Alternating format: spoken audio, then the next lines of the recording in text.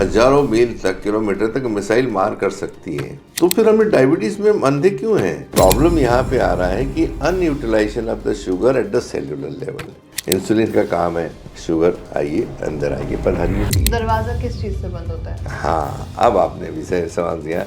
इसका मेन कारण है ट्रांस फैटी एसिड। स्वागत है आप सभी का नेशनल खबर पे।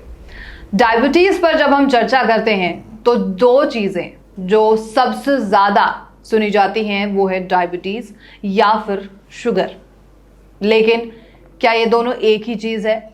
जैसे कि आपको जानकारी दी जाती है कि जब आपकी शुगर बढ़ती है तब उसे डायबिटीज कहा जाता है।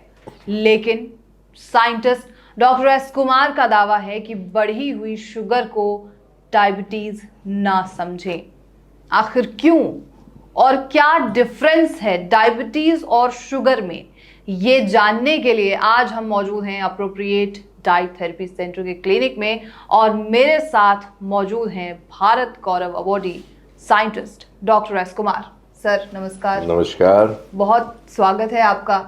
और आपके हम स्वागत तो कर रहे हैं, लेकिन हम आपके नेशनल खबर के बहुत आभारी हैं कि आप इतने पेंस लेके हमारे पास आते हैं और कोशिश करते हैं कि सही चीज़ इस दुनिया तक जाए, भारतवासियों के पास जाए। ये आपका बहुत बड़ा पहल है।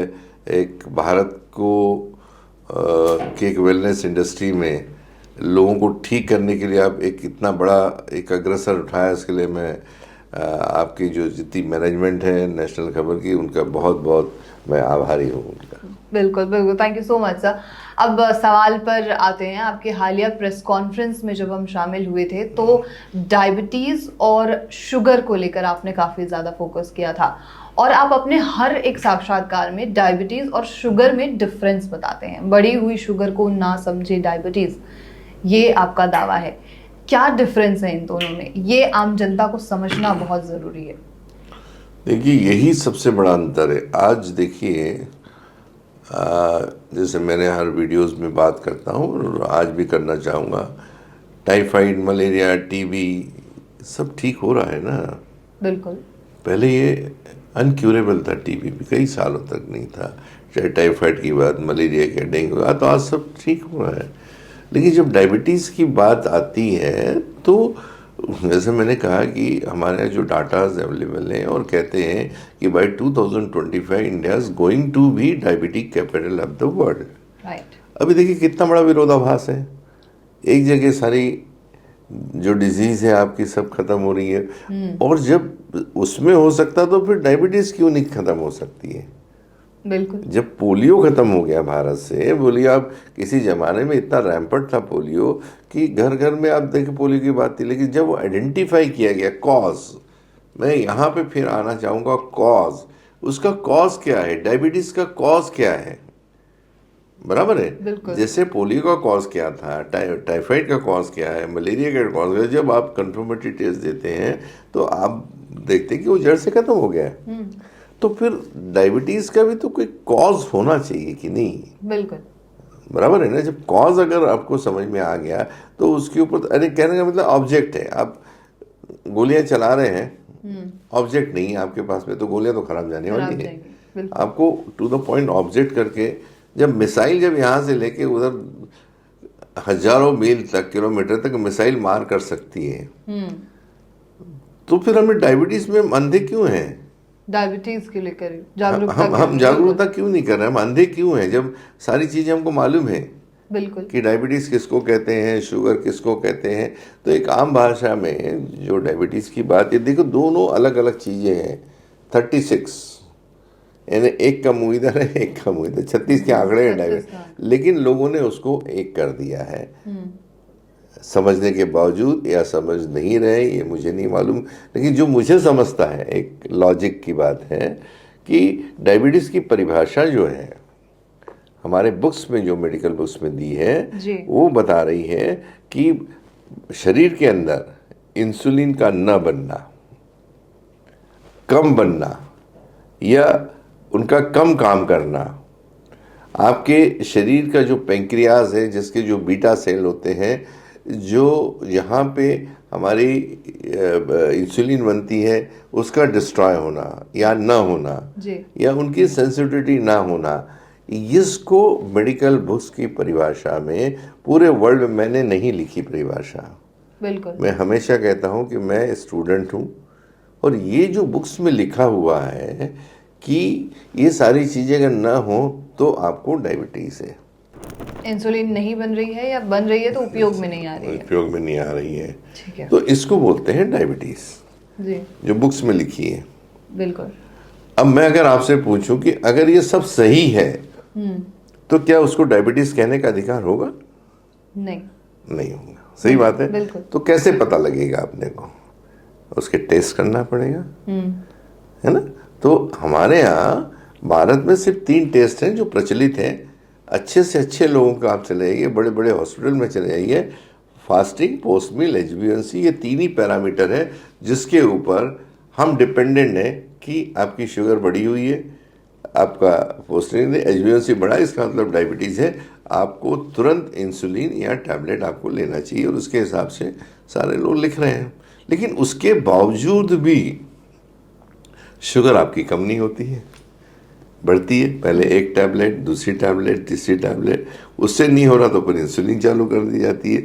भारत में ऐसे बहुत से पेशेंट्स हैं जिनको टैबलेट्स भी चालू है, इंसुलिन भी चालू है, उसके बावजूद उनका HbA1c 13, 14 होता है, 15 होता है, शुगर 450, 500, 600 होती है। तो ये तो बड़ा विरोधाभास है ना। बिल्कुल। इसका मतलब जो आप दवाइयाँ दे रहे हैं, इंसुलिन दे रहे हैं, वो करेक्ट जो प्रॉब्लम है उस पर फोकस नहीं कर रही है। ठीक है। ठीक है ना। तो इसको सबसे पहले, जैसे मैंने बताया कि अधूरी जांचें, जो मेरा सब्जेक्ट है, कि आप जैसे टाइफाइड, मलेरिया, टीबी में आप कंफर्मेटरी टेस्ट कराते हैं, वैसे ही हमारे डायबिटीज़ में कंफर्मेटरी टेस्ट कराना बहुत ज़रूरी है, जिसको हम बोलते हैं कि आपके बॉडी में, जैसे मैं बोला कि इंसुलिन बन रही है या नहीं बन रही है। फास्टिंग सीरम इंसुलिन, होमा IR, जिसके अंदर आपके पेंक्रियास के अंदर कितने बीटा सेल कार्यरत हैं, उसकी कार्य क्षमता क्या है जी। आपके बॉडी के अंदर C पेप्टाइड कितना बन रहा है। जैसे मैंने हमेशा बताया कि जो C पेप्टाइड है एक ऐसी चीज़ है 0.8 के नीचे है तो उसको हम लोग डायबिटीज़ नोन में करार दिया जाता है। 0.8 के ऊपर है तो डायबिटीज़ करने का करार, क्योंकि C peptide comes only when endogenous insulin is being secreted by the beta cell. Okay sir, my question is कि आपने जैसे डायबिटीज़ के बारे में बताया, डायबिटीज़ की डेफिनेशन दी, व्हेन इंसुलिन नहीं बन रही है या बनती हुई इंसुलिन का उपयोग नहीं हो रहा है। इंसुलिन का काम तो जो शुगर है उसे ग्लूकोज में कन्वर्ट करके एनर्जी प्रोवाइड करना है हमारी बिल्कुल बॉडी सही में। बोला आपने। बिल्कुल। तो जब इंसुलिन नहीं बन रही है या इंसुलिन बन रही है उपयोग में नहीं आ रही है तो शुगर ऑटोमेटिकली बढ़ेगी, तब उसे डायबिटीज ही तो कहा जाएगा। इसीलिए तो मैं बोल रहा हूँ भाई, मैंने पहले आपको बताया कि परिभाषा बुक्स में क्या है। परिभाषा है कि नहीं बनना। अब इंसुलिन अगर बॉडी में बन रही है, आपकी एक्स्ट्रा इंसुलिन बन रही है, आपका C पेप्टाइड अगर बॉडी में कंफर्मेटरी टेस्ट दे रहा है, तो इसको डायबिटीज बोलने का तो मेडिकल फील्ड भी हिम्मत नहीं कर सकता है। भाई जब है तो, जब आप यहाँ बैठी तो हैं, हम कैसे इनकार करेंगे कि आप नहीं है यहाँ पे। ठीक है, बराबर है। तो टेस्ट में तो आ गया। अब शुगर अलग चीज हो गई है। शुगर उस सिम्टम से हम कोई भी चीज खाएंगे तो उसकी शुगर बनने वाली है। अगर हम कुछ भी नहीं खाया तो fat, protein will get converted into sugar, है ना। तो देखिए दोनों अलग अलग चीजें हैं। मैंने वैसा डायबिटिक की परिभाषा मैंने बताई, वैसे ही शुगर है क्या? शुगर है, शुगर वो चीज है जो हम जो चीज खाते हैं उससे जो शुगर बनती है, कार्बोहाइड्रेट से बनती है, उसको हम लोग जो परिवर्तित होती है, इसको polysaccharides to disaccharides to monosaccharides. Disaccharide में शुगर हो गई, मोनोसेक्राइड्स में आपकी ग्लूकोज हो गई। तो हमने एक जगह डायबिटीज़ की परिभाषा रख दी, दूसरी जगह हमने लिखा गेहूँ, चावल, दाल, उसके बाद में रिफाइंड शुगर रखी हमने, बाद में लैक्टोज रखा, मिल्क रखा, उसके बाद में फ्रक्टोज रखी, उसके बाद में हमने जैगरी रखी। ये हो गया है, ये हो गई शुगर। अच्छा, डायबिटीज हो गई अलग। दोनों अलग अलग चीजें हैं। अगर शुगर अंदर नहीं जा रही है इसका मतलब, और अगर आपका डायबिटीज़ की डेफिनेशन में अगर आप नहीं बैठे तो दोनों को क्लब करके उन्होंने उनको सब डायबिटीज़ बोल रही पड़ी हुई शुगर को। भाई अगर शुगर का इस्तेमाल अगर होने लगे तो क्या डायबिटीज़ कहने का अधिकार रहेगा आपको? बिल्कुल नहीं रहेगा। तो प्रॉब्लम यहाँ पे आ रहा है कि अनयूटिलाइजेशन of the sugar at the cellular level. हमारी जो कोशिकाएं हैं, अभी शुगर कैसे जाती है अंदर, तो जैसे हमारे बॉडी में सबसे पहले जैसे मैं आपसे पूछूँ कि आप पानी कब पिएंगे? जब आपको प्यास लगे। हम खाना कब खाएंगे? जब हमें भूख लगेगी। गाड़ी में पेट्रोल कब डालेंगे हम लोग? जब हमारी टैंक खाली हो जाएगी। बिल्कुल। तो हम बॉडी में इंसुलिन कब लेंगे? जब हमारे बॉडी में इंसुलिन नहीं बन रही है। बिल्कुल। आप समझ गए? या इंसुलिन कम है। अगर ये सारी चीजें हैं तो हमको लेने का अधिकार तो हमको है ही नहीं। हमें प्रॉब्लम वो है कि जो शुगर बन रही है उसका कांस्टेंट इस्तेमाल क्यों नहीं हो रहा है। बिल्कुल। देखिए, जैसे अभी फिर हमको we have to learn a lot of things from the nature. एक एग्जांपल मैं बहुत आम आदमी के हिसाब से बात करना चाहता हूँ कि एक आदमी समझ सकता है कि अगर बरसात गिर रही तो रुकेगी, नेचर है, बराबर है। आप चांद सूरज भी अगर सुबह सनराइज होता है तो डूबता भी है, चांद का भी वैसे ही है। जैसे बरसात की मैंने बात की, बरसात भी बहुत गिरती है फिर बंद हो जाती है। तो जो हमारे बॉडी के अंदर शुगर बन रही है, कंटिन्यूसली बन रही है, उसको हम स्टॉप नहीं कर सकते। मैं एक एग्जांपल हमेशा देता हूँ कि जब हम हमारे माँ के पेट में हम रहते हैं 9 महीने तक, तब हमारा जो पालन पोषण है, हमारा ऑक्सीजन है, जो भी चीज़ें हैं, हमको थ्रू प्लेसेंटा मिलता रहता है। वो माँ की रिस्पॉन्सिबिलिटी है। लेकिन जैसे ही 9 महीने हुए, जन्म लिया, हमने आपका प्लेसेंटा कॉर्ड काटा, उस दिन से आप अलग हो गए और आपकी जीने की जिम्मेदारी आपकी खुद के ऊपर आ गई। तो वहाँ पे आपका शुगर का बनना, ऑक्सीजन लेना, सारी चीज़ें आपकी इंडिपेंडेंट हो गई और डिपेंडेंसी खत्म हो गई। तो आप जिस दिन से इंसान ने जन्म लिया है उस दिन से उसके बॉडी के अंदर शर्करा बनती ही रहेगी, क्योंकि वो उसका फूड है, अदरवाइज कोलैप्स हो जाएगी। तो वहाँ बंद भी नहीं कर सकते। अगर हमें थोड़ी देर के लिए हमें अगर ऑक्सीजन नहीं मिली या हमें शुगर नहीं मिली तो हमारी बॉडी कोलैप्स हो जाएगी। तो जिस फ्रिक्वेंसी में हमारे बॉडी के अंदर शुगर बनती है, उसी फ्रिक्वेंसी में अगर वो चीज़ अगर इस्तेमाल हो गई तो शुगर बढ़ी हुई नहीं आएगी। उसका कारण मैं हमेशा बताता हूँ कि जो कोशिकाएं हैं हमारी, और body is made of more than 100 millions 100 trillion cells, है ना। और हर सेल के अंदर 10,000 गेटवे हैं जो शुगर को अंदर अगवाही करके आते हैं। अगवाही यानी जब हमारे शादी होती है तो दो खड़े रहते हैं, नमस्ते करके आते हैं, तो इंसुलिन का काम है, शुगर आइए अंदर आइए, पधारिए। अब शुगर तो है, अब लेकिन दरवाजा अगर बंद है अंदर का बाराती को अंदर जाने का, तो इंसुलिन भी क्या करेगी? दरवाजा किस चीज से बंद होता है? हाँ, अब आपने विषय सवाल दिया। इसका मेन कारण है trans fatty acids, acrylamide, acrylamine, advance glycation end product. तो देखिए, इसका मुख्य कारण है हमारे यहाँ का खाने का तेल। हमें करीब करीब जितने तेल हम लोग हमारे यहाँ यूज़ होते हैं, उनका स्मोक पॉइंट एक कम होने के कारण उसमें धुआं आता है जब जलने लगता है। तो हम लोग को लगता है तो बचपन से है, क्या चीज़ देखना है, धुआं तो कॉमन है भाई। यहाँ तो आदमी जलता है तो समझ में आ जाता है कि बू आ रही है, आदमी के चेहरे से समझ में आ जाता है। तो तेल के जो है इनके स्मोक पॉइंट कम है। वो धुआं जो है एक आम आदमी के लिए धुआं है। आज मुझे ऐसा कहना है कि शायद जो नॉलेज मैं आपको देना चाहता हूँ इस माध्यम से पूरे विश्व में कि धुआं ये सिर्फ धुआं नहीं है। सिंस मैं साइंस स्टूडेंट हूँ, इसलिए मैंने कहीं बहुत डीप में गया।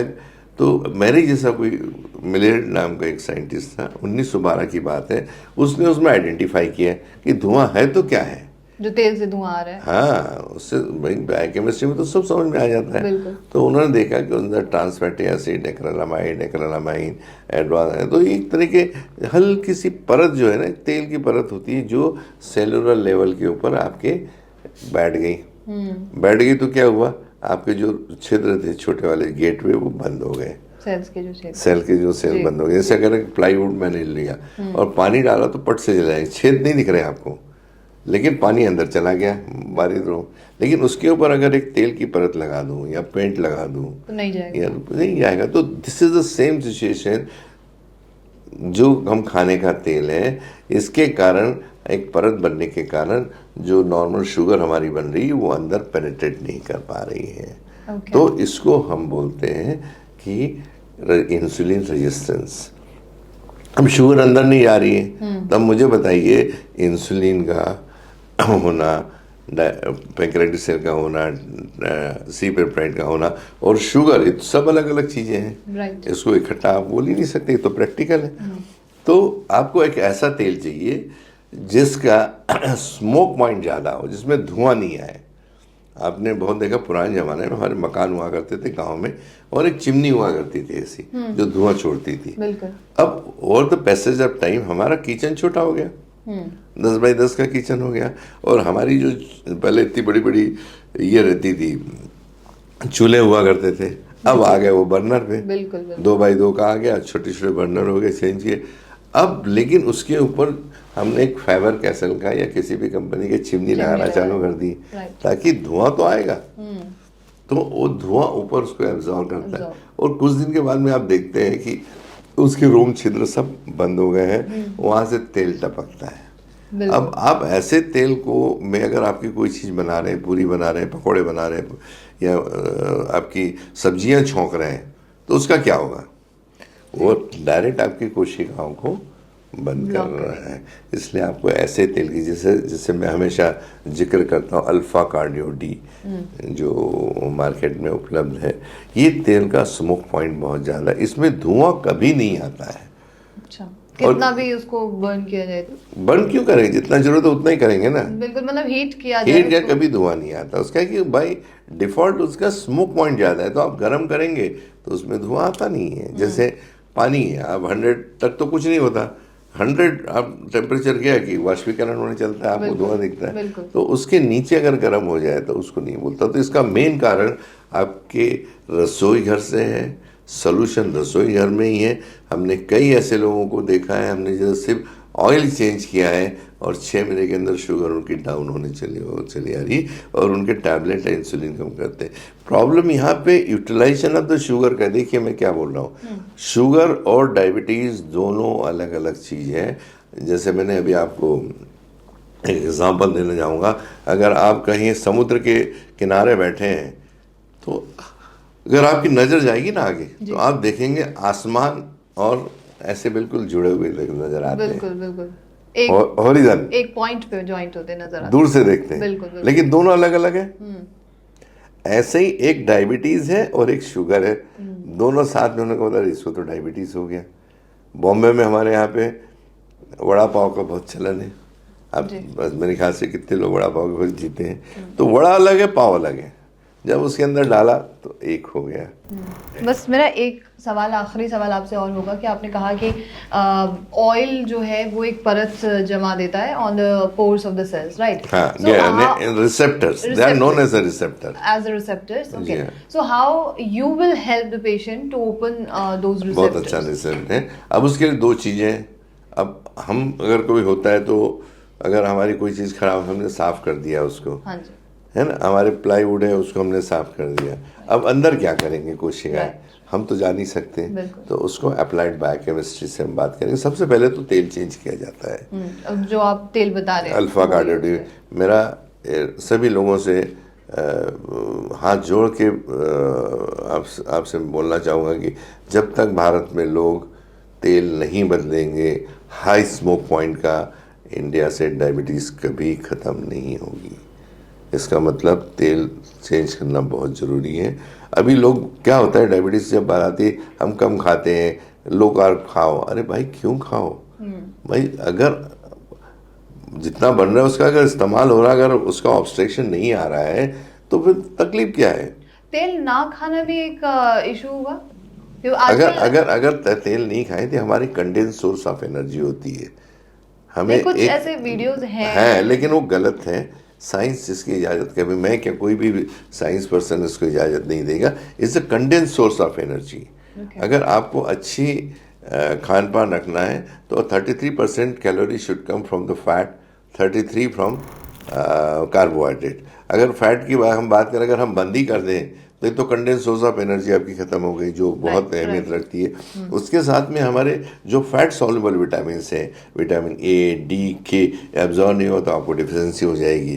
तो ये बंद करना कोई ऑप्शन नहीं, उसको कौन सा यूज करना ये ज़्यादा महत्व का है। तो थोड़ा सा सब्जेक्ट के बाहर जा रहे हैं, लेकिन मैं डायबिटीज़ की फिर से बात करना चाहूँगा। सेलुलर लेवल पे तो उसको अगर हम ओपन कर दें, हाँ जी, अब वो बंद है, सबसे पहले हमने इसको बंद किया है। बाद में अब ऐसा दरवाज़ा अगर आपका बंद है, समझ गया, अब इसको मुझे खोलना है, तो अगर ये लोहे का है जी, तो मैं क्या करूँगा, इस मैग्नेट, आपने कहीं देखा होगा मैग्नेट, लोहा रखा और मैग्नेट छोड़ो तो ऐसा ऐसा दौड़ता है।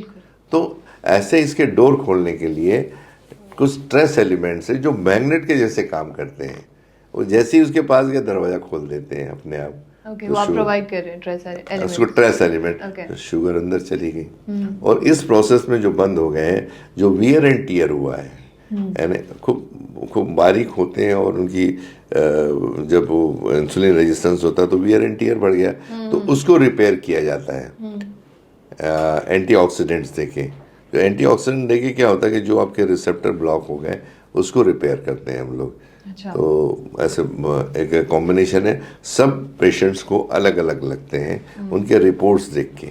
आप फॉर्मूला से आगे करते हैं? नहीं, फॉर्मूला मींस वो तो कुछ एंटीऑक्सीडेंट्स हैं, अच्छा, कुछ इंसुलिन, नॉन इंसुलिन सेंसिटाइजर्स हैं जो सेंसिटाइज करते हैं। जैसे एक लॉक है, मैं हमेशा एग्जांपल देता हूँ कि अगर उसमें जंग लगा हुआ है, आप कितनी भी कोशिश करो नहीं खुलेगा, लेकिन आप में ऐसा फैसिलिटेट करके एक बूंद तेल डाल दीजिएगा, तुरंत लॉक खुल जाता है।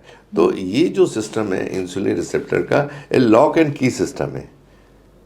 इतना सिंपल है कि लॉक खुल गया तो आप दरवाजा खोल गया वरना से जाएंगे। तो यही एक कंसेप्ट है कि ये इंसुलिन सेंसिटाइजर वेल डिस्क्राइब्ड है फार्मास्यूटिकल इंडस्ट्री में, जो ऑलरेडी इतने सारे चीज़ें डेवलप्ड किए, is applied biochemistry. I am applied biochemistry scientist हूँ। तो हर चीज़ को, जैसे अगर ये गुलाब के फूल है, एक एक करके तो फैले हुए हैं, तो समझ में नहीं आ रहा किसको, लेकिन अगर मैंने वहाँ के आपको गुलदस्ता दे दिया तो क्या लगेगा आपको, अच्छा लगेगा ना। तो यही बात है, गुलदस्ते की बात है, इसको अप्लाइड बायोकेमिस्ट्री बोलते हैं कि उसको गुलाब का फूल कहाँ रखा। मुझे तो ऐसा लगता है कि जो फूल वाले हैं वो they are the best scientist, कि उनको गुलाब का फूल कहाँ रखना, और लिली का फूल कहाँ रखना, आर्किड कैसे बनाना। So this same example doctor Kumar के साथ में है, जो उसको एक जजमेंट है बायोकेमिस्ट्री साइंस के हिसाब से कि इसको देने से ऐसा होता है। और हमारा जितना वर्क है, this is the evidence based है। ध्यान रखिएगा, हम लोग कभी भी हवा में काम नहीं करते हैं। हमारे पास आने के पहले उनको सारे रिपोर्ट्स लाना मैंडेटरी है, तभी उसको हमारे यहाँ वो नए पेशेंट्स को हमारे यहाँ पे नहीं, उनको हम अपॉइंटमेंट ही नहीं देते हम लोग। अच्छा, हम क्या बात करेंगे जब तक टेस्ट ही नहीं है तो। भाई करोड़ों डॉक्टर, हजारों डॉक्टर, करोड़ों डॉक्टर पूरे वर्ल्ड में फास्टिंग, पोस्ट मील, एचबीएनसी की बात कर रहे हैं, ए बी सी डी। तो मैं क्या नया बात करूंगा, एक तो मेरा प्रोफेशन है ही नहीं वो, मैं तो नॉन ड्रग कंसल्ट में काम करता हूँ, मैं साइंटिस्ट हूँ। मेरी बेटी जो डॉक्टर भाग्यश्री है वो ये सारा सिस्टम रन करती है, मैं उसके साथ में हूँ। अच्छा। तो बेसिकली होता क्या है कि हमारा काम है शोध करना, और बढ़ी हुई शुगर को डायबिटीज़ ना समझे, ये टेस्ट कराएं। और दोनों अलग अलग चीज़ें हैं। अगर हम शूज़ पहन रहे तो सॉक्स और शूज दोनों अलग अलग चीज़ है। बिल्कुल बिल्कुल, बहुत अच्छी जानकारी, बिल्कुल अलग अलग चीज़ें हैं, तो इसको कंफ्यूजन ना हो। और इस माध्यम से मुझे लगता है कि जो एक आम आदमी गांव का रहने वाला है, एक पढ़ा लिखा आदमी है, एक बड़े बड़े जजेस होंगे, बड़े बड़े कमिश्नर होंगे, एक इतनी छोटी सी चीज़ समझ जाए तो इससे मुक्ति पा सकते हैं। इतनी कोई बड़ी बात नहीं है। आपका फिर मिशन भी कामयाब हो जाएगा। जो आप मिशन तो देखिए, आप जिस समाज में आप, भगवान ने जन्म दिया आपको, समाज ने आपको यहाँ तक लाया था, उस समाज को जाने के पहले कुछ देना भी जरूरी है, ऐसा मुझे लगता है। तो ये थी पूरी जानकारी, और आज की रिपोर्ट बहुत ज़्यादा ख़ास है, और आसान भाषा में हर वो चीज़ कि आखिर डायबिटीज़ और शुगर कैसे एक दूसरे से अलग है उसके बारे में समझाया गया है। इसके बावजूद भी आपके मन में कोई भी सवाल है उसे प्लीज़ आप कमेंट बॉक्स में लिख सकते हैं, और ऐसी तमाम रिपोर्ट्स के लिए आप नेशनल खबर के साथ बने रहिए।